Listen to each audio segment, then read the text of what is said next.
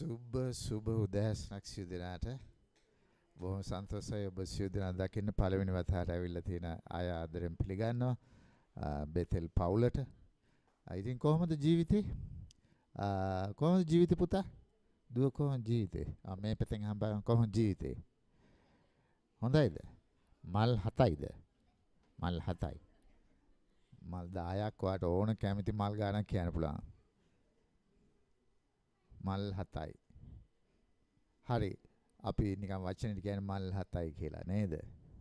දැන් මේ වචන අපි පාවිච්චි කරනවානේ. අවුලක් නැහැ. මේ සමහර තරුණ තරුණියන් ඒක කතා කරනකොට කියන අපේ කාලේ නෙවෙයි. කොහොමද කියන අවුලක් නැහැ. මෙච්චර කල් අවුල් වෙලා ඉඳලා තියෙන එක නවුලක් නැහැ. මේ ලෝ රහක් නැහැ කියලාත් කියනවා සමහර වෙලාවට. ඒ කියන්නේ මෙච්චර කල් මෙයාට වෙලා තියෙන වැඩේ. ආවිද මේ විවිධ වචන එකතු වෙනවා සිංහල භාෂාවට. සෙට් වෙන්නේ නැහැ මටනේ. කවුද කියන්නේ? මට සෙට් වෙන්නේ නැහැ. අද සභාව සමහරලාට සෙට් වෙන්නේ නැතුව ඇති. නේද? කමක් නැහැ අපි සෙට් වෙමු. ආත්මිකව හදාගමු ඇඩ්ජස්ට් වෙමු. අපේ ශරීරය ඇඩ්ජස්ට් වෙන්න තමයි හදලා තියෙන්නේ. අපි එක ආකාරයට අපි ඇඩ්ජස්ට් වෙමු. කිසිවක් මේ ලෝකේ සෙට් වෙන්නේ නැහැ දුවේ. පුතේ කවදාකවත් සෙට් වෙන්න දෙවියන් වහන්සේ මුලින්ම හදපු පින්තූරේ පාපේ නිසා සෙට් වෙන්නේ නැති වෙන්නම තමයි තියෙන්නේ. ඒ නිසා අපි යේසුස් ක්‍රිස්තුස් වහන්සේගේ පවුලට ආවම අපි සෙට් වෙමු, කනෙක්ට් වෙමු, අපිට රසයක් විඳිමු, මිහිරක් අපි අත්දකිමු. අපි ඔක්කොමලා එකට එකතු වුණාම. හalleluya. ආමෙන්. ආමෙන්. ඉතින් අපි හරිම සන්තෝෂයි ඔබ අද ඇවිල්ලා සෙට් වුණ නිසා, කනෙක්ට් වුණ නිසා. Amen. And good to see you. ඉතින් අපි අද දවසේ ගිය සැරේ මාතෘකාව අලුත් પરම්පරාවක් ගැන, ආත්මික වටපිටාව ගැන, spiritual environment, ආත්මික වටපිටාවක්. අපි යේසුස් වහන්සේ පිළිගත් අවස්ථාවේ ඉඳලා අපි ආත්මික ජීවිතයකට තමයි ඇතුල් වෙන්නේ. අපි ශරීරය දරාගත්තත් අපි ඇතුල් වෙන්නේ ආත්මික ජීවිතයට. Even though we entered into our lives as a body, but we as Christians, we live spiritually. It's a spiritual life. ඉතින් අපි ක්‍රිස්තුස් වහන්සේ සමග ජීවිතයක් පටන් ගන්නෙ. ඒක අපි තේරුම් ගන්න ඕනේ. ක්‍රිස්තුස් වහන්සේ සමග ජීවිතයක් පටන් ගන්නෙ. අපි මේ ලෝක ජීවත් වෙනකොට ලෝකක දෙකක නෙවෙයි ජීවත් වෙන්නේ. මතක තියාගන්න. ලෝක දෙකක නෙවෙයි ජීවත් වෙන්නේ. එක ලෝකෙක. නමුත් අපි දකින්න දේවල්, අපි අත්දකින්න දේවල් මනුෂ්‍යයන්ට තේරුම් ගන්න බැරි වෙයි. මොකද හේතුව ඔබගේ ජීවිතයට දෙවියන් වහන්සේ ආත්මිකව එකතු කරන දේවල්. අනිත් එක තමයි ඔබ ආත්මිකව දකින්න දේවල් අනිත් මිනිසුන්ට තේරෙන්නේ නැති වෙයි. ආත්මික මිනිසෙකුට යේසුස් වහන්සේ පිළිගත්ත කෙනෙකුට ඇරෙන්න. මොකද හේතුව ඔබ යේසුස් වහන්සේ සමග ගමනක් යද්දී ඔබ ආත්මික දේවල් අත්දකින්න පටන් ගන්නවා. ඒක ඔබේ පියවි ඇසට, ඔබගේ ස්පර්ශයට, ඔබගේ දැනුමට, හැඟීම් වලට සමහරලාට හවුවෙන්නේ නැති වෙයි. හවුවෙන්නේ නැති වෙයි. ඒක දෙවියන් වහන්සේගේ තලයේ, ඒ රෙල්ම් එකේ උන්වහන්සේ ඔබත් සමග ක්‍රියා කරන්නේ.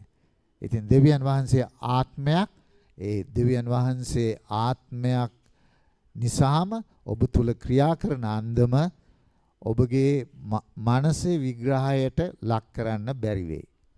එවැනි අවස්ථාන ඔබේ ජීවිතේ මුණ ගැහිලා ඇති මේ පසුගියාවේ ඔබට තේරෙන්නේ ප්‍රශ්නයක් තියෙනවා, ගැටලුවක් තියෙනවා, අසනීපයක් තියෙනවා, සම්බන්ධතාවයේ බිඳහෙලීමක් තියෙනවා, විවිධාකාර අභියෝග ඔබේ ජීවිතේ තියෙනවා. ඔබ ඇත්තටම ඔබේ දෙමව්පියන්ට ඔබ ආදරේ, අම්මට ආදරේ, භාර්යාවට ආදරේ, දරුවන්ට ආදරේ. නමුත් එකපාරටම ඔබේ හැඟීම් වෙනස් වෙනවා. හැඟීම් වෙනස් වෙලා ඔබ වෛරයකට බඳිනවා. ඔබ ද්වේෂ කරන්න පටන් ගන්නවා. ඔබ එපා කරන්න පටන් ගන්නවා. ඔබ කල්පනා කරනවා මේ හොඳට හිටිය මට මොකද උනේ කියලා. එතකොට එහෙම මොකද උනේ? අපි අන්ධකාර බලවේගත් එක්ක සටන් කරන ජීවිතය තමයි අපි ගමන් කරන්නේ. යක්ෂයාගේ අන්ධකාර ක්‍රියාවන් සමග අපි ක්‍රියා කරනවා. ඊට විරුද්ධව අපි සටන් කරනවා. ඒ නිසා ඔබ තීරුම් ගන්න ඕනේ සමහර වෙලාවට ඔබට ඉරිදමේ ස්ථානයට එනකොට විශාල පරිශ්‍රමයක් විශාල මිලයක් ගෙවන්න ඕනේ. තමන්ගේ ව්‍යාපාරය වහලා නේද? ඉරිදට ව්‍යාපාරය වහලා තමන්ගේ විනෝද ගමන පැත්තකින් තියලා සමහරලාට ලොකු කැපවීමක් කරන්න වෙයි. ඇයි? හේතුව මේක ආත්මික සටනක හිමි කර ගැනීමක්. ඔබ ඇවිල්ලා කකුල තියාගත්තම ඔබ පාය තැබුවම ඔබගේ ස්ථාවරත්වයේ යක්ෂයට පෙන්눔 කරාම ඒ ජයග්‍රහණය ප්‍රකාශ කරනවා. ඒ නිසා ඔබට සමහරලාට බයිබලයේ කියවන එක සමහරලාට යාඥා කරන එක ඔබට ඒක ආත්මික ක්‍රියාවලියක්. ඔබ ආත්මික ක්‍රියාවලියක යෙදෙන්නේ නොපෙනෙන දෙවි කෙනෙකුට ඔබ යාඥා කරන්න පටන්. ඒ නොපෙනෙන දෙවියන් වහන්සේ ඔබට දැනෙන්න පටන් ගන්නවා. ඒක තව කෙනෙකුට කිව්වම ඒක තේරෙන්නේ නැති වෙයි.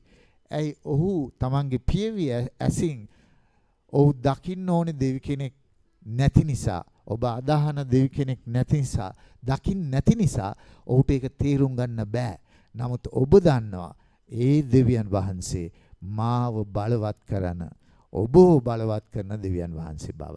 ඒ නිසා ඔබ අනිත් අය ඉදිරියට යනකොට, අනිත් අයට යාඥා කරනකොට ඔබට දකින්න පුළුවන් දෙවියන් වහන්සේගේ ක්‍රියාව. ඔබ ව්‍යාපාරයේ ආරම්භයේදී ඔබ යාඥා කරන වෙලාවේදී ව්‍යාපාර පසුබිම වෙනස් වෙන්නට යනවා. ඔබගේ නිවසේ ඔබ නිශ්චලව යාඥා කරන වෙලාවේදී නිවසේ වටපිටාව ආත්මික වටපිටාව වෙනස් වෙන්න යනවා. අන්ධකාරයේ දුරලන්න යනවා. ඔබ බයිබලයේ කියලා දෙවියන් වහන්සේට ලං වෙන වෙලාවේදී ඔබේ ජීවිතය වෙනත් තලයකට දෙවියන් වහන්සේ ගෙන යනවා. ඉතින් ඔබ ඒකටයි මේ ලෝකේ ඔබව ආරාධනා කරන්නේ. කී දෙනෙක් කැමතිද ගවේෂණයක් කරන්න? කී දෙනෙක් කැමතිද කඳු නගින්න යන්න, බෝට් පදින්න යන්න? කී දෙනෙක් කැමතිද අලුත් තැනකට ගිහිල්ලා ටෙන්ට් එකක් ගහලා කැම්ප් එකක් තියන්න? ඒක ගවේෂණයක්. අලුත් දේවල් අත්දකින්න. අලුත් දේවල් අත්දකින්න. ඒක ඊටාම මිහිරි. ඔබ හරි ආස ඇති සමහරවිට මේ ලංකාවේ විවිධ ප්‍රදේශවල ගිහිල්ලා අපේ දේශගුණය අපේ තිබෙනා වූ ලස්සන පරිසරය අත්දකින්න. ඔබ ගිහිල්ලා නිශ්චලව ඉඳලා දෙවියන් වහන්සේගේ මැවීම මේ කොයිතරම් සුන්දර රටක්ද කියලා අත්දකින්න. ඒ ගවේෂණය. ඒ වගේ තමයි ජීවිතයේ හැම දවසම ඔබට හමු වෙන මනුෂ්‍යයන්, ඔබ කතා කරන මනුෂ්‍යයන්, ඔබ තුල ජීවත් වෙන ඒ දේවල් හැම දෙයක්ම ආත්මික ක්‍රියාවලියක කොටසක්. ඒක ඉබේට සිදු වෙන්නේ නැහැ. ඒක ඉබේට සිදු වෙන්නේ නැහැ. ඒ දෙවියන් වහන්සේගේ අරමුණක් ඇතුවයි ඒ සියල්ල සිදු වෙන්නේ. හැබැයි සමහර වෙලාවට ඔබට ඒක තේරෙන්නේ නැහැ. දැන් ඔබ ඒ තුලින් යනකොට ඔබට තේරෙන්නේ නැහැ. ඇයි හේතුව? ඔබේ මනසට ඒක තේරෙන්නේ නැහැ ආත්මික දේවල්. සමහරක් අයට ඒ ආත්මික ක්‍රියාවලියේ තිබෙන වැදගත්කම තේරුම් ගනී. ආත්මික ක්‍රියාවලියේ ඇති ඒ සත්‍යතාවය තේරුම් ගනී. ඉතින් මං කිව්වා ඔබට ඇත්තයි සත්‍යතාවයයි වෙනස්. ඇත්ත ඔබ අධෛර්යමත් වෙන එක ඇත්ත. සමහර වෙලාවට ජීවිතය අධෛර්යමත් වෙනවා. නමුත් සත්‍යතාවය නම් ධෛර්යමත් කරන දෙවියන් වහන්සේ ඔබ සමග සිටිනවා. සත්‍ය නම් ඒකයි. ජීවනය නම් උන්වහන්සේ, මාර්ගය නම් උන්වහන්සේ වෙතට එන්න ඕනේ. හලෙලූයා. ඇත්ත ප්‍රශ්න තියෙනවා, ගැටලු තියෙනවා ඔබේ ජීවිතේ. නමුත් සත්‍ය නම් සෑම ප්‍රශ්නයකටම පිළිතුරක් තිබෙනවා.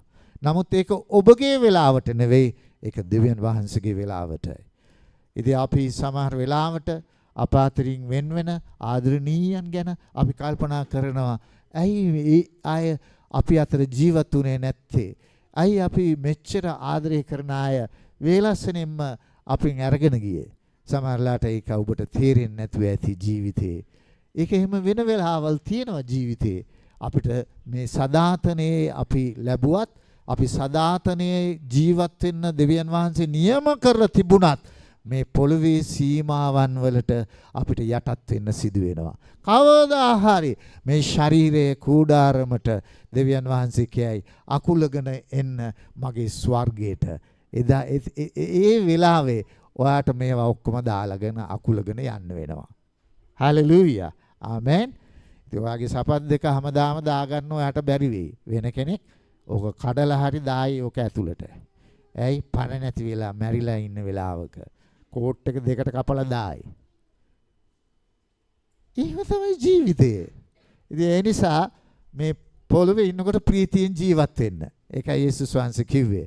ආත්මික යුද්ධයක ඔබ රැඳී සිටින්න දෙවියන් වහන්සේ ඔබ සමගයි. ආමෙන්. එහෙනම් අපි ඊළඟ කොටසට යන් අද දවසේ දාලුත් පරම්පරාවක් බිහි කරන්න යන නිසා ඒ නිසා අපි ඊළඟ කොටසට යන් අද දවසේදී අපි කිව්වා ගිය සැරේ මම හිතන්නේ මේක කොටස් වශයෙන් යන එකක්. ඒ නිසා ඔබ තේරුම් ගන්න ඕනේ ඔබගේ ජීවිතයේ ඒ අපි ශාප ගැන කතා කරනවානේ. ඇයි මේ ශාප? ශාපය මනුෂ්‍ය විසින්ම ඇති කරගත්ත දෙයක්. ඒක උන්වහන්සේගේ මැවීමේ ආරම්භයේ ශාපය උන්වහන්සේ මැව්වේ නෑ. මනුෂ්‍යයා ඉඩ හැරියා ශාපයට ඔවුන්ගේ ජීවිතයට ලං වෙන්න. ආදම් ඒව පව් කරාට පස්සේ ශාපය ආවා. ඒක හරියට ඔබට අයිති ගෙදරට ඔබ තවත් එක්කෙනෙක්ට ආරාධනා කරන යක්ෂයට ඇවිල්ලා කාමරයක් දෙනවා. ඒ වගේ දෙයක් තමයි උනේ. එදා පටන් මේ ලෝකය විවිධාකාර ශාපවලට අපි සියලු දෙනාම මුහුණ දෙන්න සිදු වුණා. ඒක තමයි මේ ලෝකේ ශාපය. අපේ හැම ඉරියව්වක්ම හැම සම්බන්ධතාවයක්ම මේ ශාපයට අපි අසු වෙලා සිටින්නේ. ඒ නිසා මේ ශාපයයි යක්ෂයයි එකට බැඳිව තමයි මේ පොළවේ ගමන් කරන්නේ. ඒක හරියට ශාපය මෙහෙවන්න යක්ෂයයි. යක්ෂයට විරුද්ධව සිටින වෙලාවේදී ශාපයත් ඔබෙන් පාව යනවා. ශාපයට ඔබට බෑ විනාශ කරන්න. ඊට හේතුව යේසුස් ක්‍රිස්තුස් වහන්සේ ඔබව මිලදී අරගෙන ඔබව අත්පත් කරගෙන සිටින නිසා. ඒ නිසා ඔබ ක්‍රිස්තුස් වහන්සේ පිළිගත්තාම යක්ෂයට විරුද්ධව සිටින වෙලාවේදී ශාපයන් වලට විරුද්ධව සිටින වෙලාවේදී ඔය ශාපය ඔබේ ජීවිතයෙන් ඔබේ පරම්පරාවේ පහව යනවා. ඔබගේ ප්‍රකාශනය සහ ක්‍රියාව ප්‍රකාශනය සහ ඊට අනුබල දෙන ක්‍රියාව වැදගත් වෙනවා.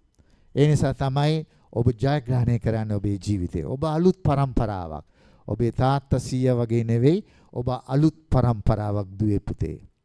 ඔබ නව පරම්පරාවක් බිහි කරන්න නම් නව අගයන් ඔබගේ ජීවිතයට ඇතුල් කරන්න ඕනේ. කනගාටු වෙන්න එපා. ඔබේ දරුවන් නොමග ගියා විටදී. ඇයි හේතුව? ඔබගේ ජීවිතයේ ඒක ඇතුල් කරලා තිබුණේ නැහැ. ඒ නිසා ඔබේ දරුවටත් ඒක ඇතුල් වෙන්නේ නැහැ. ඒ නිසා දෙමව්පියනි ඔබේ දරුවා ඔබ දෙස බලන වෙලාවේදී ඒ පරණ ගිහිසුමේ වගේ ඒ ආශිර්වාද ප්‍රකාශ කර සිටින්න. සාමාන්‍යයෙන් පරණ ගිහිසුමේ පියා තම දරුවන්ට ප්‍රකාශනයක් දෙනවා ආශිර්වාදේ. ඒක ඉතාම වැදගත්. මොකද ඒ දරුවා ඊට පස්සේ ඒ ප්‍රකාශනය මත ඔහුගේ පරම්පරාව මේ ලෝකයේ ඉදිරියට ගෙන යනවා. ඒක තමයි පරණ ගිවිසුමේ ඔබට දකින්න ලැබෙන්නේ. ආබ්‍රහම්ගේ දෙවියන් වහන්සේ, යාකෝබ්ගේ දෙවියන් වහන්සේ ඔබ සමග සිටිනවා. ඒ පියවරුන්ගේ නම් සඳහන් කරලා ඒ එන්නා වූ පරම්පරාවට ආශිර්වාද කරනවා. මොකද පියවරු ජීවිතේ වැදගත්. දෙමව්පියන් වැදගත්.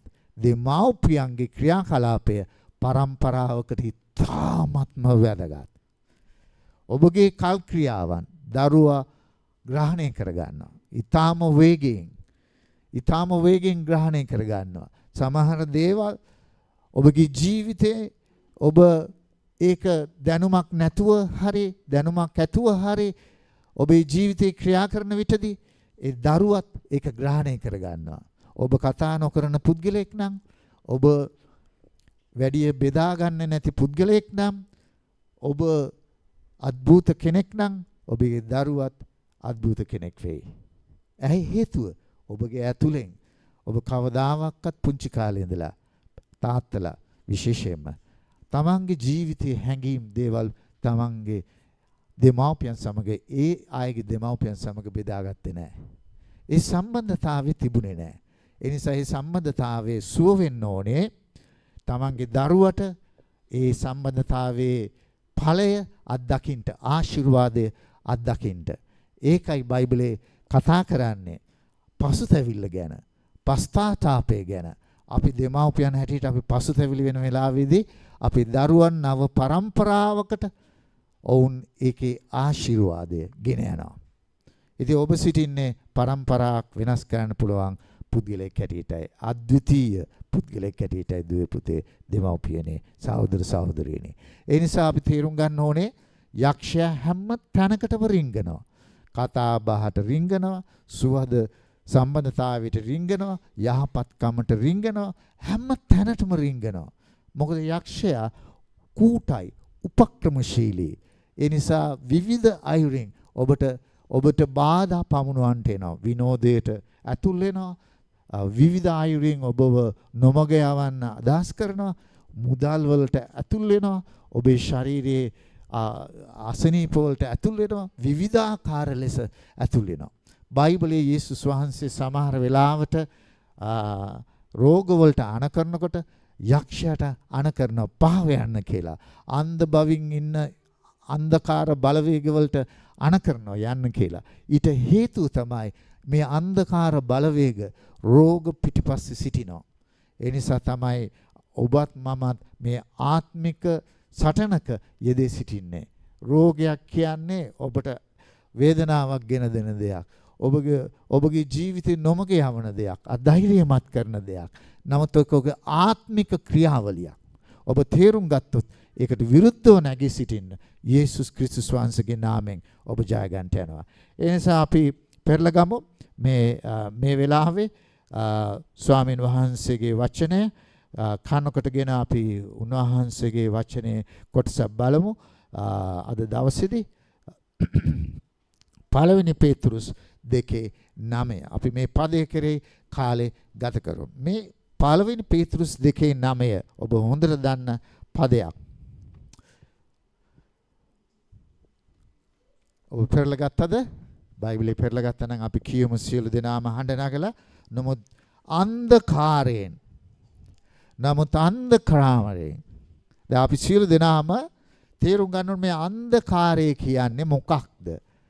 අන්ධකාරය කියන්නේ යක්ෂයාගේ අන්ධකාර බලවේග. ක්‍රියාවලියක් එක. ශාපයක්. ඒ ශාප වලින් අපි ග්‍රහණය වෙච්ච ලෝකික තමයි අපි හිටියේ. සමහරලාට ඔබේ දෙමාපියන් ඔබ දන්නේ නැහැ මේ දේවතාවන් වලට ඔබ ගිහිලා පූජා කරලා තිබෙනවා. විවිධාකාර බාරහාර ඔප්පු කරලා තියෙනවා. ඔබ වෙනුවෙන් ඔබ ජීවත් කරන්නට, සුව වෙන්නට නේද? බාරහාර ඔප්පු කරලා තියෙනවා. කොච්චර ඔබව ආරක්ෂා කරන්න දෙමව්පිය හිතනවා නම් එවැනි ආකාර විවිධාකාර හැඩරුව ඇති කිසිවෙකුට ප්‍රාණයක් නැති රූපයකට ගිහිලා ඔබගේ ජීවිතේ පූජා කරලා ඇති ඔබගේ අම්මා තාත්තා දන්නේ නැතුව. සමහරවල් දන්නේ නැහැ ඒගොල්ලන්. නමුත් ඒකේ බලපෑම ඔබට තිබෙනවා. අන්ධකාරය. ඒක තමයි අන්ධකාරය කියලා හඳුන්වන්නේ. අන්ධකාරයේ අඳුරුයි. අන්ධකාරයේ මූලික අරමුණ ඔබව අඳුරු කරන්න. ඔබ දෙවියන් වහන්සේ අතර තියෙන සම්බන්ධතාවයේ නැති කරන්න, නොමග යවන්න, වියලි ස්වභාවයක් ගෙනෙන්න. එතන ජීවනයක් නැහැ, වියලි භාවයක් ගේන්නේ. අන්ධකාරයේ හැසිරීම රටාව ඒකයි. දැන් තේරුණාද? ඒක තමයි අන්ධකාරය කියන්නේ. ඒ නිසා ඔබත් මමත් යේසුස් වහන්සේ පිළිගත්තේ ඒ පරම්පරාවෙන්. ඒ තාත්තා අම්මා මුතුමිත්තු ජීවත් වුණු පරම්පරාවෙන්. ඔවුන්ට ආවේනික ජීවිත රටාවක් තිබුණා. ඔවුන්ට ආවේනික අබ්බැහිවීම් තිබුණා. ඔවුන්ට ආවේනික පුරුදු තිබුණා. ඒ පුරුදු වලින් අපි අලුත් පරම්පරාවකට දැන් ඇතුල් වෙනවා. අලුත් දරුකමකට ඇතුල් වෙනවා. අලුත් හැසිරීම් රටාවකට අපි ඇතුල් වෙනවා. නේද? ඒ නිසා ඔබ තේරුම් ගන්න ඕනේ ඔබ අලුත් පරම්පරාවක්. සමහර වෙලාවට ඔබ නොදැනුවත්ම ඔබගේ 100ගේ ගතිගුණ ඔබ තුල තියෙන්න පුළුවන්. 100ගේ ගතිගුණ. සමහරවිට ඒක තාත්තගෙන් පිරුනේ නැහැ. නමුත් 100ගේ ගතිගුණ ඔබ තුල තියෙන්න පුළුවන්. ඒක පරම්පරාවෙන් එන්නා වූ ශාපයන්. ඒ නිසා මගේ ජීවිතෙත් මට තිරුණු දෙයක් තමයි ටිකක් කල්පනා කරලා බලනකොට මගේ තාත්තට නැති 100ට තිබුණු දේවල් බලනකොට තිබිලා තිබෙනවා. යේසුස් වහන්සේ පිළිගත්තාම මම ඒකට මුණ දුන්නා. විශේෂයෙන් කේන්තියාම. කේන්තියනවා කියන්නේ උපරිම කේන්තියාම. ඒක තමන්ගේ ජීවිතයට ඇතුල් වෙනවා. ඒක ඇතුල් වෙන්නේ කොහොමද කියලා බලන්න ඕනේ. ඒකට විරුද්ධව නැගී සිටින්න ඕනේ. ඒක ස්වභාවික දෙයක් කියලා ඔබ හිතන්න පුළුවන්. නමුත් ඒක නිතරම ඔබෙන් සිදු වෙනවා නම් ඒක නිතරම සිදු වෙනවා නම් ඒක භයානකයි. එවැනි අයෙක් සමග සම්බන්ධකමක්වත් තියන්න එපා කියලා බයිබලයේ හිතෝපදේශ පොතේ සඳහන් කරනවා. කුපිත පුද්ගලයෙක්ගෙන් දෙපුතේ කුපිත වෙන පුද්ගලයෙක්ව අඳුර ගන්න පුළුවන් වන්නේ ඔබට හරි අමාරුයි. ඔබ විවාහ වෙන්න ඉන්නවා නම් කුපිත වෙන පුද්ගලයෙක් හරි අමාරුයි තේරුම් ගන්න. මොකද එයා පෙන්නනවා ස්වභාවය වෙනස් විදිහකට. නමුත් කුපිතභාවයේ විවාහ වුණාට පස්සේ ඒ දරුණුකම ඔබට දරුණු ලෙස වේදනා දෙනකොට ඇනලා තුවාල කරන වෙලාවේදී ඔබට තේරුම් ගන්න බැරි වෙයි මේ මිනිස්සයා තුල ඔබ ඉබේටම කියයි යකෙක් තමයි ඉන්නේ කියලා. තේරුම් ගන්න බැරි වෙයි. සමහර මානසික රෝග තිබෙනවා. ඔබට තේරෙන්නේ නැහැ විවාහයෙන් පස්සේ තමයි ඒවා එළියට එන්නේ. ඒවා විද්‍යානුකූලව මනෝවිද්‍යාව අනුව තේරුම් ගත්තත් ඒ පිටුපස අන්ධකාර බලවේග තිබෙනවා. අපි ක්‍රිස්තියානි මනෝවිද්‍යාව බයිබල් විද්‍යාලයේ උගන්වනවා. එයින් අඳුන්වන්නේ ඒ අන්ධකාර බලවේග ඔබේ මානසික සිතුවිලි තුලින් ඔබ පාලනය කරනවා. ඔබ විනාශ කරනවා. ඔබ ගොඩනගන දේ ඔබේම අතින් කඩන්න ඒ සිතුවිලි ඔබට පොළඹවනවා. ඔබේම අතෙන් ඔබේ දරුවව අරගෙන විනාශ කරන්නට ඒක පොළඹවනවා. ඔබේම ජීවිතය අරගෙන දිවි නසා ගන්න ඒක පොළඹවනවා. ඇයි එහෙම දෙයක් වෙන්නේ? අන්ධකාර බලවේග ඊතරම් බලවත්. නමුත් ඊටත් වඩා බලවත් යේසුස් ක්‍රිස්තුස් වහන්සේගේ බලය. උන්වහන්සේ කිව්වා මට ආධිපත්‍යද බලයද දී තිබේ. ඒ නිසා නුඹලා ගොස් මේ අන්ධකාර බලවේග වලට විරුද්ධව ක්‍රියා කරන අන්ධකාර ක්‍රියාවන් වලට ඒවා පා කරන්න. අන්න ඒක තමයි අපි කරන්නේ. යක්ෂ අන්ධකාර බලවේගයකට විරුද්ධව අපි කතා කරනවා. යේසුස් ක්‍රිස්තුස් වහන්සේගේ නාමයෙන් ඔබේ ජීවිතයෙන් ආකට යාව. මේක ඔබට තේරෙන්නේ නැහැ සමහර වෙලාවට. ඉතින් ඒ නිසා නුඹ ඔබ මාංශේ සටනක් නෙවෙයි පුද්ගලයෙක් අතර සටනක් නෙවෙයි යන්නේ. ඔබට සමහර වෙලාවට තේරුම් ගන්න බැරි වෙයි මම මෙච්චර ආදරය කරපු අය. මම මෙච්චර මිත්‍රකම් තිබපු අය ෂණයකින් තප්පර ගණනකින් ඔබ අත්හැරලා යන්න. ඔබට හිතා ගන්නත් බෑ ජීවිතේ මෙච්චර දේවල් කරලා මොකද උනේ කියලා. ඒකට වැඩි වෙලාවක් කියන්නේ නැහැ. ඒ නිසා යක්ෂයා ඊට උපක්‍රමශීලීව සහෝදරයන් අතර ભેද වින්න කරන නාමය ඔහුට තිබෙනවා. ඔහුට තිබෙනවා ඌට යේසුස් වහන්සේගේ බයිබලයේ සඳහන් කරනවා සහෝදරයන් අතර ભેද වින්න කරනවා. සභාවක් අතර වුණත් අපි අතර ભેද වින්න කරන්න පුළුවන්. ඇයි හේතුව ඌට පුළුවන් උපක්‍රමශීලීව අපි එක එක්කෙනා විරසක කරන්න. ඒ නිසා සභාව තුලත් යක්ෂයා ක්‍රියා කරනවා. ඒ නිසා හැම අංශයකටම ඌට රිංගලා ඉන්නේ අන්ධකාරයේ බලවේග රිංගලා ඔබගේ ගැලවීමේ ක්‍රියාවලිය මිදීමේ ක්‍රියාවලිය ඔබ යේසුස් වහන්සේ පිළිගත්තම ඒ ජීවිතය නතර කරන්නට ඌ ක්‍රියා කරන්නට යනවා. සමහර ඒවා අවුරුදු ගණනාවක් වෙනවා. ඔබගේ ජීවිතේ තාමත් තියෙනවා ඒ කුම්මැහිකම. යේසුස් වහන්සේ පිළි අරගෙනත් ඒ කුම්මැහිකම තියෙනවා. ඔබ ලෝභයි, ඔබ ඉතිරි කරන වැඩි, ඔබ දීමට අකමැති, බෙදා ගන්න අකමැති, දේවල් ලබා ගන්න විතරයි ආත්මාර්ථකාමී ගතිගුණ ඔබ තුල වැඩෙනවා. ඒක ලක්ෂණයක්. ඒක කියන්න බෑ ඔබගේ හැසිරීම් රටාව යක්ෂයට පුළුවන් වෙනස් කරන්න. ආත්මාර්ථකාමීත්වය. ඒක ගෙනෙන්න පුළුවන් ඕන අතක විවාහය තුල ඇතුල් වෙන්න පුළුවන් ආත්මාර්ථකාමීත්වය. කාමුකත්වය, ලිංගිකත්වය කාමුකත්වයට හරවන්න පුළුවන්. ආදරය ඒකත් හරවන්න පුළුවන් අනාදරයට. ආදරය කරනවා වගේ පෙනෙනවා. නමුත් හිත ඇතුලෙන් කියන උඹට දෙන්න ඕනේ කියලා. hina වෙනවා යටින් දෙනවා නේද? ඒක තමයි. ආදරය අඳුර ගන්න බෑ. ඇයි ඒක රැවටිලි සහගතයි. ඒ නිසා ඔබ තේරුම් ගන්න ඕනේ යේසුස් ක්‍රිස්තුස් වහන්සේගේ නාමයෙන් ඔබේ ජීවිතය නිදහස් වෙන්නට අවශ්‍යයි. මේ සියලුම අන්ධකාර බලවේග ඔබ අලුත් પરම්පරාවක් මේ ලෝකේ ජීවත් වෙන්නේ.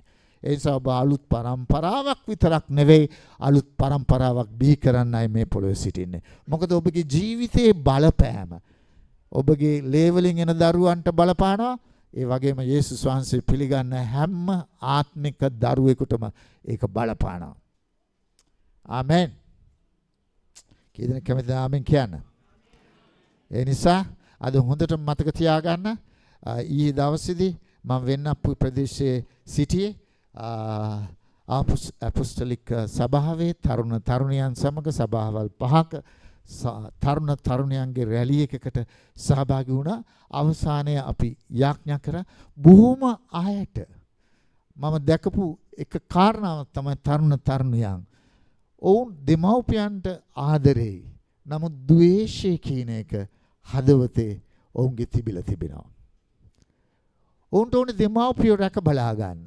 ඔවුන් දෙමව්පියන්ට ආදරෙයි. නමුත් ඒ ද්වේෂය ඔවුන් තුල තිබිලා තිබෙනවා. ඔවුන් සමහර වෙලාවට අපේ ඉදිරියේ කියා සිටියා මට මේකෙන් ගැලවෙන්න ඕනේ. මේ දෙවිලි ජීවිතේ මට වැඩක් නැහැ. මට මේකෙන් ගැලවෙන්න ඕනේ. මට මිදෙන්න ඕනේ ජීවිතේ. සබාවට පැමිණීමෙන් සබාවේ සිටින අයගේ ජීවිත වෙනස් නොවීම ඔවුන් ජීවිත වෙනස් වෙන්න ඕනේ. එතකොට තමයි ඒ ආශිර්වාදය එන්නවායටත් භුක්ති විඳින්න පුළුවන් වෙන්නේ. හalleluya. ඒ නිසා අපි සුදාත්මන වහන්සේගෙන් එදා දවසේ ඊයේ දවසේ අපි ඉල්ලා සිටියා ඒ ආපු තරුණ කැල වයි ස්පර්ශ කරන්න කියලා. සැබවින්ම වුන් නිදහස් වුණා. ඒක එක මොහොතකින් සිදුවිච්ච දෙයක්. ඔවුන් තේරුම් ගත්තා මේක ඇවිල්ලා ආත්මික සටනක්. තමන්ට ඕනේ තමන්ගේ ආදරවන්ත දෙමව්පියන්ට ආදරය කරන්න. නමුත් ඒක ඉඩ දෙන්නේ නැහැ. අපි සමහරලාට හිතෙනවා ඕන් ඒක අත්දැකලා නැහැ, ඒක හැඟීමක් නැහැ, ඕන් ඉගෙන ගත්තේ නැහැ. නෑ, ඒක ස්වභාවයෙන්ම එන්න ඕනේ දෙයක්. ඒක ඇතුළතින් එන්න ඕනේ දෙයක්. ඒක උගන්නන්න පුළුවන් දෙයක් නෙවෙයි.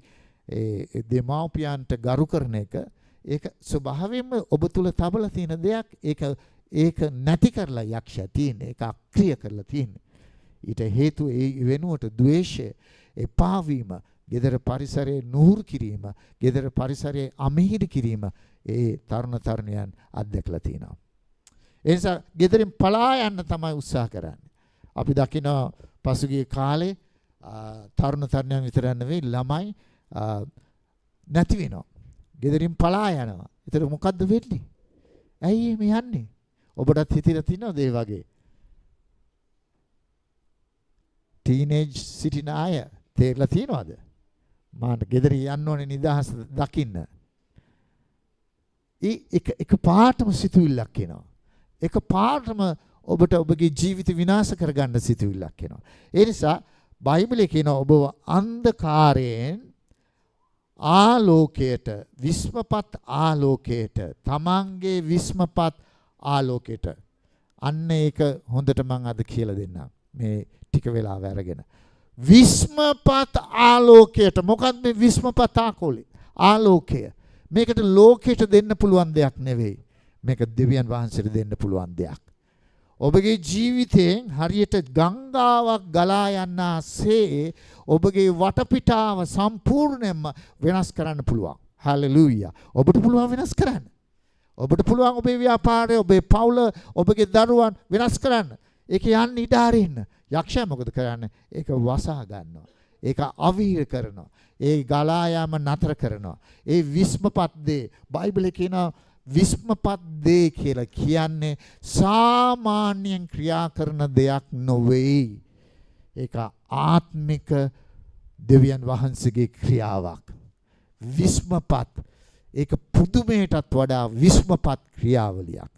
පුද්ගලයෙක්ගේ ජීවිතය වෙනස් වීම පුදුමයට කරුණක් වුණාට ඊටත් වඩා අපිට විස්මිතයි මේ මිනිස්යාගේ ජීවිතය වෙනස් වීම. හalleluya. කෙනෙක් විශ්වාස කරනවද? ආමෙන්. මොකද හේතුව ඒක අපේ මොලේට වටහා ගන්න බෑ. ඒක මනසට වටහා ගන්න බෑ. ඒක තමයි අපි විස්මපත් කියලා කියන්නේ. ඒක දෙවියන් වහන්සේට පමණයි කළ හැක්කේ. ඔබගේ ජීවිතේත් ඔබගේ පරම්පරාවෙත් උන්වහන්සේට පමණයි ඒ උත්කෘෂ්ඨතාවය. හරිද? උත්කෘෂ්ඨතාවය ඉහළ දේ සුවිශේෂ දේ අනිත් මනුෂ්‍යයන් අතර සුවිශේෂ පුද්ගලයෙක් ඔබ කරන්ට යනවා. හalleluya. සුවිශේෂ දෙයක් ඔබ තුල කරන්ට යන දෙවියන් වහන්සේ මේ ඉදිරි කාලයේදී. ආමෙන්. ඔබ ඊටා පුදුමාකාර මිනිසෙක්. ඔබ තැනකට ගියාද ඒ තැන ඔබ වෙනස් කරනවා. ඇයි හේතුව? ඔබේ අදහන දෙවියන් වහන්සේ ඔබ සමග සිටින නිසා. හalleluya. කී දෙනෙක් සතුටු වෙනවද ඒ ගැන? අයියෝ එතකොට ඔබට නිකන් අර සමහරලාට ඔබ ලැජ්ජ වෙනවා යේසුස් වහන්සේ ගැන කතා කරන්න. ඔබ බයයි කතා කරන්න. නමුත් උත්කෘෂ්ඨතාවය දක්වනා වූ තරුණයා දුවල පුතාලා ඒ උත්කෘෂ්ඨතාවය තමන්ගේ රැකියාවේ තමන්ගේ පවුලේ සම්බන්ධතාවයන් වල දෙමව්පියන් අතර සම්බන්ධතාවයන් වල සභාවේ සම්බන්ධතාවයන් වල එකිනෙකා අතර සම්බන්ධතාවයේ ව්‍යාපාරයේ ඔබගේ ගනුදෙනු වලදී ඒ උත්කෘෂ්ඨතාවයේ සුවිශේෂත්වය ඔබ කෙලින්ම අනිත් අයට පෙන්වනු ලබනවා. උත්කෘෂ්ඨතාවයේ දක්වන පිණිස මං හරි ආසයි ඔබගේ ව්‍යාපාරයේ රැකියාවේ පසුගිය කාලේ මට අසන්න ලැබුණා මේ දේවල්. සමහර අයගේ ජීවිත ඒ අය කතා කරනකොට ඔබගේ පාලකයන් මේ අපේ සමාගමේ හොඳම සේවිකාව හොඳම සේවකයා කියලා කිව්වම මට අන්න අර උත්කෘෂ්ඨතාවය දකින්න පුළුවන්. ඒ උත්කෘෂ්ඨතාවය දකින්න සුවිශේෂ කෙනෙක් ඔබ පාසලේ ඉන්නකොට ඔබගේ ලකුණු නෙවෙයි සමහර ලාවට උත්කෘෂ්ඨතාවය දක්වන්න ගියේ ගමන් වාඩි වුණ ගමන්ම දරුවා ගැන කියන්නේ එයා හරි හොඳ ළමෙක්. ලකුණු ගැන එච්චර අහන්න මම වැඩි කැමති නෑ. මගේ දරුවන් මගේ ලොකු දරුවන් ගැන වාඩි වුණාම කියන්නේ එයා හරි හොඳ එක්කෙනෙක්. අපිට කියන්න දෙයක් නෑ. උත්කෘෂ්ඨතාවය කියන්නේ ඒකයි. ඔබ හොඳ ස්වාමි පුරුෂයෙක්. ඔබ යේසුස් වහන්සේ අදහන නිසා. හalleluya. ආමෙන්. ඒ උත්කෘෂ්ඨතාවය ඔබගේ අම්මා බලා ගන්න කෙනෙක්. අනිත් අයට වැඩිය මව බලා ගන්න කෙනෙක්. ස්වාමියාගෙත් මව බලා ගන්න කෙනෙක්. ඒ උත්කෘෂ්ඨතාවය නන්දමත් බලා ගන්නවා. පුළුවන්ද නන්දම බලා ගන්න? පුළුවන්ද? තමන්ගේ අම්මා බලා ගන්න පුළුවන්ද? අන්න ඒකයි උත්කෘෂ්ඨතාවය කියලා කියන්නේ. ව්‍යාපාරේ ඔබ සල්ලි උදෙසම නෙවෙයි ජීවත් වෙන්නේ. ඔබගේ මුදල් දුප්පතයට දෙනවා. ඒ තමයි උත්කෘෂ්ඨතාවය. කෑමක් කරන් දෙනවා. ඔබගේ වාහනය පාවිච්චි කරනවා දුගී දුප්පත් අයට යන්න. ඒක තමයි උත්කෘෂ්ඨතාවය. රෝගී අයට ඔබ අරන් යනවා. ඒක ඔබේ උත්කෘෂ්ඨතාවය. ඒ වෙනස සමාජයේ ඔබ දකින්න පුළුවන් 아무තු පුද්ගලයෙක් ඔබ. 아무තු පුද්ගලයෙක්. ඒක තමයි උත්කෘෂ්ඨතාවය. ඒක ශාපයක් නෙවෙයි. ඒක ආශිර්වාදයක් ඔබ තුලින් නිදාස් කරනවා අනෙත් පායට. ඒ නිසා ඔබ තේරුම් ගන්න ඕනේ ඔබගේ ව්‍යාපාරය ඔබ ලාභ උදෙසම නෙවෙයි ජීවත් වෙන්නේ. උත්කෘෂ්ඨතාවය ක්‍රිස්තුස් වහන්සේගේ උත්කෘෂ්ඨතාවය දක්වන පිණිස. ඔබ ආගන්තුක සත්කාරයට ලැබි පුද්ගලයෙක්. කුම්මැයෙක් කෙනෙක් නෙවෙයි. ඔබ බෙදා ගන්නවා. ඔබට තියෙන දේ බෙදා ගන්නවා. වයසට යන්න බදා ගන්න තමයි පුරුදු වෙන්නේ. වයසට යන්න මෙට්ට ඇස්සේ අර ගේන කවරේ හිටන් හංගන යුගයක් තමයි තියෙන්නේ. කවරේ ලස්සනයි භාණ්ඩයට වැඩිය. පෙට්ටිය ලස්සනයි භාණ්ඩයට වැඩිය කියලා පෙට්ටිය තියා ගන්නවා. පෙට්ටි ගොඩාක් තියෙනවා අන්තිමට. හිස් පෙට්ටි. අපි කොහාටද ගෙනියන්නේ? අපි මුදල් වියදම් කරලා අපිටම දේවල් මටම කියලා දේවල් ඇඳුම් 10ක් විතර ගන්නවා. එක ඇඳුමයි අඳින්නේ. අනිත් ඇඳුම් මොකද්ද කරන්නේ? ඉතින් අපි අපේ ජීවිතේ ආශාවන් යක්ෂයා පුළුවන් තරම් ඔබට දෙනවා ආශාවන් දීලා දෙවියන් වහන්සේගෙන් ඈත් කරනවා. එක්තරා මිනිහෙක් මෙහෙම ඇහුවා. ඇයි ස්වාමිනේ මට ඔබ වහන්සේ ආශිර්වාද කරන්නේ නැත්තේ? එතකොට එයාට කිව්වා මෙහෙම. එහෙනම් මම ඔබට ආශිර්වාද කරන්නම්. ඔබ ඒ වෙලාවේදී මාව අත්හරිනවද? ආශිර්වාද කරාම. නෑ ස්වාමිනේ මං අත්හරින්නේ නැහැ කවදාවත්. මං ඔබ වහන්සේට විශ්වාසවන්තව සිටිනෝ 110ක් නෙවෙයි 150ක්ම දෙනවා. ටික කාලයක් යනකොට ਉਹ පොහසත් වුණා. සබාවට එන එක ටික අඩු වුණා. යාඥා කරන එක අඩු වුණා. වෙලාවක් නැහැ. වෙලාවක් නැති වෙලා ගියා. කාර්ය බහුලයි. බිසි. ඔහුට දෙවියන් වහන්සේගේ හැඬ නොඇසෙන තරමට ඔහු ඈත් වෙලා ගියා. ඔහු ඈත් වෙනකොට යාළුවෝ පිරිවරාගෙන ඔහු පිළිගත්තා. ඉරිදට යාළුවෝ ඉන්නවා. අන්තිමේදී ඔහු කෙලවරක නැවතුණා. ඔහු පොහොසත් කෙනෙක් බවට පත් වුණා. දවසක් ඔහුගේ කාමරයට එනකොට ඔහුට මතක් වුණා දන ගහලා යාඥා කරපු ඇඳ. එතන ඉඳන් ඔහුට තේරුණා මම එදා දන ගහපු නිසායි මට ස්වාමින් වහන්සේ ආශිර්වාද කරේ. මං එදා ඉල්ලුවේ මට ආශිර්වාද කරන්න. නමුත් ස්වාමිනේ මේ සියල්ලම නිෂ්ඵලයි මට. ඔබ වහන්සේ වෙතට මං ළඟා වෙන්න ඕනේ. අන්න එදා තමයි ඔහුගේ ජීවිතේ සාර්ථකත්වය අත්දැකේ. දැන් බොහොම වෙලාවට අපි හිතන්නේ මේක ජීවිතයේ ඇත්ත කතාවක පසුබිමයි. හුඟක් වෙලාවට යක්ෂයා කියනවා මෙයා දිහා බලලා මට මෙයාට ආශිර්වාද කරන්න ඉඩ අරින්න ස්වාමිනේ. ඇයි? මෙයාට සල්ලි ගොඩාක් දෙනකොට මෙයාගේ ඉරියව් ඔක්කොම වෙනස් වෙනවා. මෙයාගේ කාර් එක, මෙයාගේ මෝටර් බයික් එක තියෙන කාලේ එයාගේ හැසිරීම රටාව හරි වෙනස්. කාර් එකකට ආවම තවත් වෙනස්.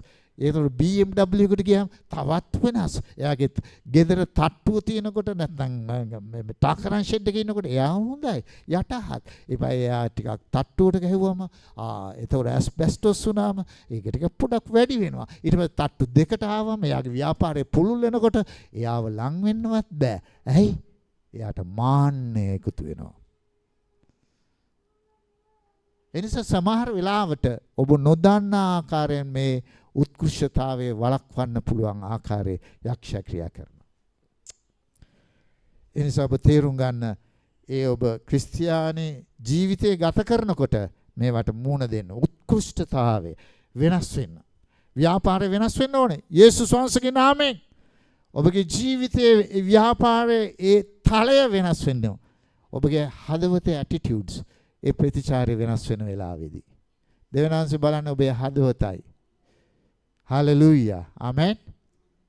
එනිසා කී දෙනෙක් ආමෙන් කියනවද? ආමෙන්. ඔබේ හදවත, ඔබේ සිනහව, ඔබේ දීම ඔබ වැඩි කරන ස්වාමීන් වහන්සේ උත්කෘෂ්ඨතාවයේ දක්වන්න. විස්මපත් උත්කෘෂ්ඨතාවයේ විස්මපත් ආලෝකයට දක්වන්න. නුඹලා කැඳවාගත් ස්වාමීන් වහන්සේ උත්කෘෂ්ඨතාවයට ඒ කියන්නේ විජයග්‍රහයටයි ඔබ කැඳවලා තියෙන්නේ. ඒක තමයි ඔබගේ પરම්පරාව. ආමෙන්. අපි හිතන මේ විභාග වලින් සමත් වෙන්න ඕනේ. ඕකේ. God bless you. මම ඔබට ආශිර්වාද කරන විභාගෙට අද අමතක වුණා අපිට යාඥා කරන්න O level විභාගේ. ලබන සති විභාගේ. මණ්ඩේ පටන් ගන්න නිසා ලබන සතිය අපි යාඥා කරමු. ඒකෙන් අදහස් කරන්නේ ඔබ යහපත් පුද්ගලෙක් වෙන එක නෙවෙයි. ඔබ විභාගයේ සමත් වෙනවා. නමුත් යහපත් පුද්ගලෙක් කරගන්න බෑ ඔබට. දෙවියන් වහන්සේ විතරයි ඔබ යහපත් පුද්ගලෙක් කරන්න පුළුවන්. දෙමව්පියනේ. යහපත් පුද්ගලෙක් කරන්න පුළුවන් දෙවියන් වහන්සේට විතරයි ඔබගේ දරුවා දෙමව්පියනේ. දෝල පුතාලා හිතේ තියාගන්න ඔබ ලෝකේ තියෙන උසස්ම දේ ගත්තත් වැඩක් නැහැ. ඔබ අයහපත් පුද්ගලෙක් නම්. අද නෝන කියන එක නෙවෙයි වැදගත් වෙන්නේ. යහපත් පුද්ගලෙක් වන්නට. ඔබගේ ජීවිතයෙන් ඔබට දෙන්න පුළුවන් දේ ඔබේ දරුවට දෙන්න. ඒක ඔබගේ නිවසෙන් පටන් ගන්න. ඔබගේ නිවසෙන් පටන් ගන්න. ඒක පාසලෙන් එන්නේ නැහැ. ඒක සන්ඩේ ස්කූල් එකෙන් ටිකක් එයි. සභාවට ඇවිල්ලා වාඩිලා ඉන්නකොට ටිකක් එයි. නමුත් නිවසෙන් ඒක පටන් ගන්න. ඒක වැදගත් උත්කෘෂ්ඨතාවයේ දක්වන්න. ඒ නිසා අද දවසේදී මම කැමති අවසන් කරන්න මේ පදයෙන්. මොකද අපි ගොඩක් වෙලාව ගත්තා අද දවසේදී. ඊළඟ කොටසට යන්නත් ඕන නිසා ඒ උත්කෘෂ්ඨ පරම්පරාවකට ඔබ ආශිර්වාද කරන්න ඕනේ. ප්‍රකාශනය ඊටම වැදගත්. දැන් කොහොමද ඒක ප්‍රකාශනය? යාඥාව සහ ඔබගේ ප්‍රකාශනය, දෙවියන් වහන්සේගේ වචනේ ප්‍රකාශනය, ශබ්ද නගලා මුඛයෙන් ඔබ කියන්න ඕනේ. එහෙම කියලා ඔබේ කතා බහේ වෙනසක් ඇති නොවුනොත් ඒක ඇති වෙන්නේ නැහැ. දැන් අපි ගොඩාක් වෙලාවට යාඥා කරනකොට අර මන්ත්‍රයක් කියනවා වගේ තමයි යාඥා කරන්නේ. දැන් සමහර අයගේ යාඥාවල් රෙකෝඩින් එකක් යනවා වගේ තමයි තේරෙන්නේ. ඇයි හැමදාම එකම යාඥාව. රිපීට් කරනවා. එකම දේ. අර හදවතේ ටිකක් දැනෙන්නේ නැති දෙයක් වගේ සමහරලාට ඇහෙන්නේ. ඒක හදවතින් එන්න ඕනේ දෙයක්. යාඥාව කියන්නේ ඉල්ලීම් රාශියක් නෙවෙයි. මට මේක දෙන්න නෑ. ඒක සම්බන්ධතාවයක්. දෙවියන් වහන්සේට ඔබගේ ජීවිතේ ක්‍රියා කරන්න ඉඩ ඇරීමක්. ඒ ක්‍රියා කරන්නේ ඉඩ ඇරීම තුලින් ඔබේ පරම්පරාව ආශිර්වාදවත් කරන්න යනවා. හalleluya. ආමෙන්. අන්න ඒක යාඥාව කියලා කියන්නේ. ඒක ඉතාම වැදගත් ඔබේ ප්‍රකාශ කිරීම. ක්‍රියාව ඒක වැදගත්. ඒකත් එක්ක එනවා කීකරු වෙලා ක්‍රියාව.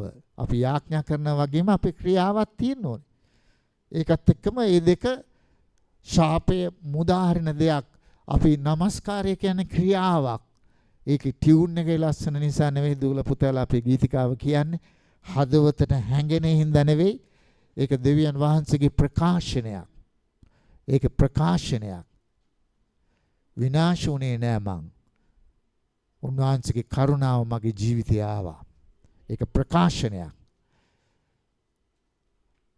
ඒකයි වැදගත් වෙන්නේ. ඒ නිසා ඒක ඔබ කියනකොට ඔබේ හදවතින් කියන්න.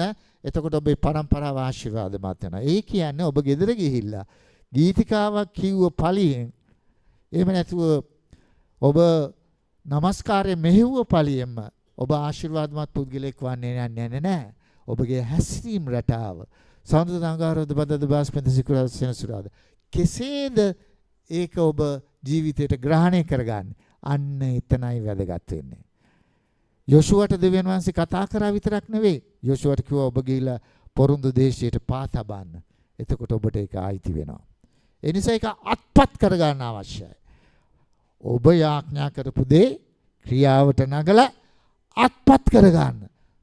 ප්‍රකාශ කරන්න. මේක මගේ. දෙවියන් වහන්සේ මගේ උරුමය මට දුන්නා. හalleluya. ආමෙන්. ඔබගේ උරුමය. ඔබ උරුමකාරයෙක්. යක්ෂකේ නෑ ඔබ කර්මකාරයෙක්. යක්ෂකේ ඔබගේ මනසට ඔබට බෑ මේක කරන්න. නමුත් ඔබ කියන්න මා බලවත් කරනව තනන් වහන්සේ තුල මට සියල්ල කළ හැකි. යක්ෂකේ ඔබගේ හදවතට ඔබ පරාජය.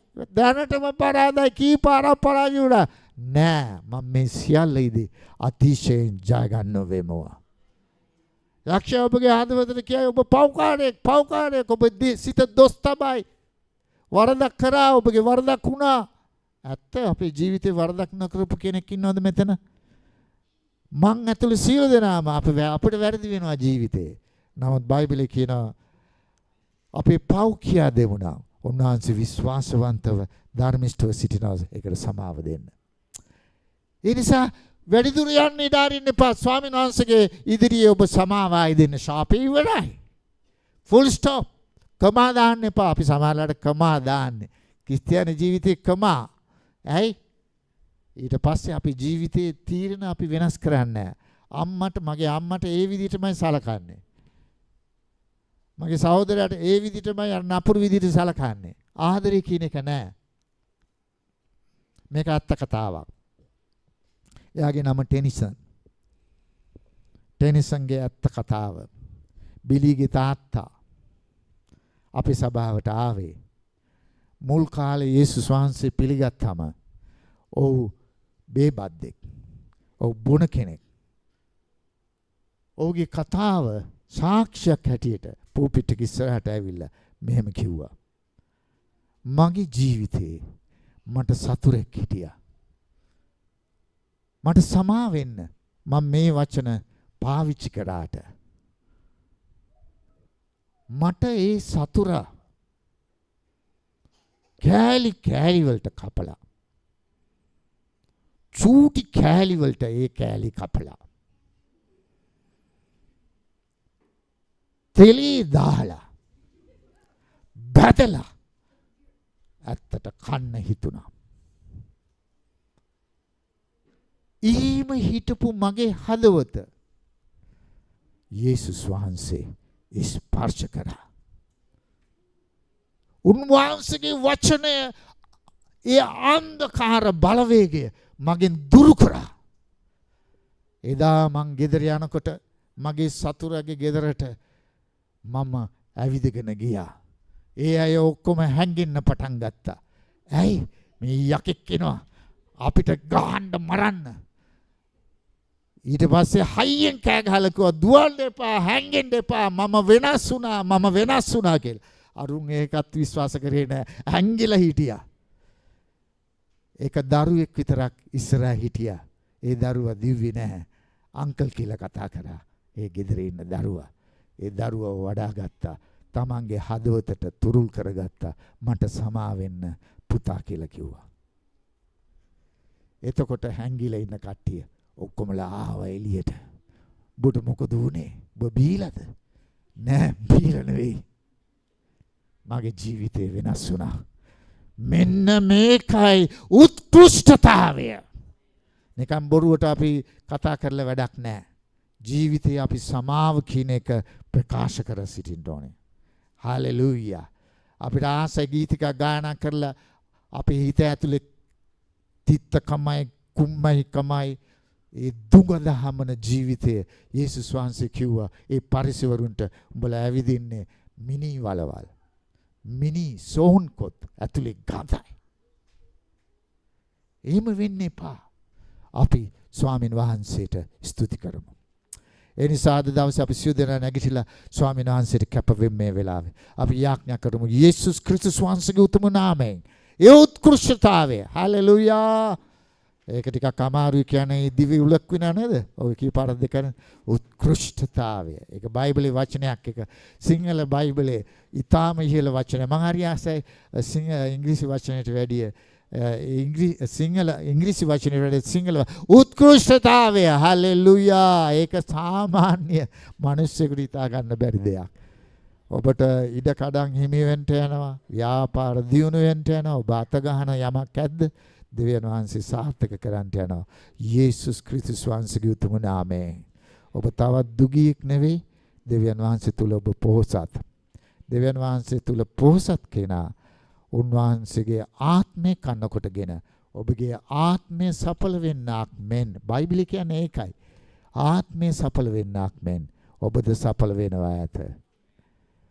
යේසුස් වහන්සේ මේ වෙලාවේ අපි යේසුස් ක්‍රිස්තුස් වහන්සේගේ බලවත් උතුම් නාමයෙන් මේ ස්ථානයේ ඉන්න මේ ශාලාවේ තුල ඉන්න ක්‍රිස්තුස් වහන්සේගේ උත්කෘෂ්ඨතාවය දක්නා පිණිස අද දවසේදී සියලු ශාප වලට විරුද්ධව යක්ෂයාගේ අන්ධකාර බලවේග වලට විරුද්ධව අපි නැගී සිටිනවා. යේසුස් ක්‍රිස්තුස් වහන්සේගේ බලවත් උතුම් නාමයෙන් අපි පළවා හරිනවා. යේසුස් වහන්සේගේ නාමයෙන් යේසුස් වහන්සේගේ නාමයෙන් අපි පළවා හරිනවා. අත්හැරලා යන්න. නිවසෙන්, දරුවන්ගෙන්, පරම්පරාවෙන් අත්හැරලා යන්න. අපි ආශිර්වාදේ නිදහස් කරන නව පරම්පරාවක උත්කෘෂ්ඨතාවයේ දක්වන පිණිස හalleluya. ස්තුති වේවා. ප්‍රශංසා වේවා. යේසුස් ක්‍රිස්තුස් වහන්සේගේ උතුම් නාමයෙන්.